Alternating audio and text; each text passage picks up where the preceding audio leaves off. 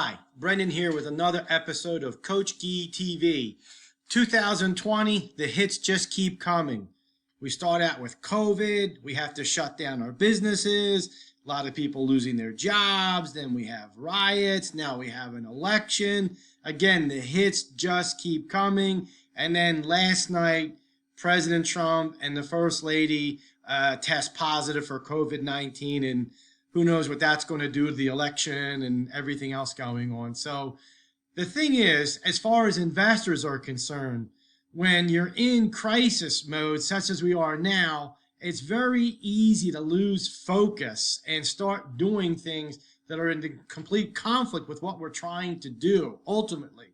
So I thought I would step back and take a look at how portfolios have reacted in the past to huge crises and see, again, what investors should be doing and what it is they should be avoiding. So in our situation here, we have, for example, a portfolio of 60% stocks, 40% bonds, and let's just take, for the sake of argument, 9/11. Certainly a huge crisis. The Twin Towers are coming down, the Pentagon gets attacked and so forth. So 1 year after 9/11, our 60-40 portfolio is at a minus 1%.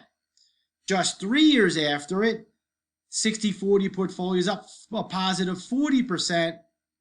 In 5 years, it's a positive 81%. Certainly on September the 11th, most people would not have projected in the future a portfolio of like this doing so well. But again, markets and portfolios rebound, and they rebound quite quickly.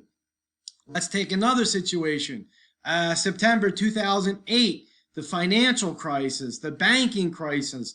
A lot of people said we're on the verge of another depression. Well, this same portfolio 1 year after September 2008, it's up a positive 4%. 3 years after, it's a positive 12%, and 5 years thereafter, it's up a positive 47%. So what this shows us is, number one, investors need to be diversified for sure. Number two, we need to stay focused on the long term, the longer term, and realize just how quickly markets and portfolios bounce back. If we give into the crisis, if we give into the panic, we're going to lock in our losses and we're going to go about destroying our American dream. So to the point that you can, turn off the headlines. Do not let that impact your investing decisions at all, and you're going to be much better served. Thank you. Bye.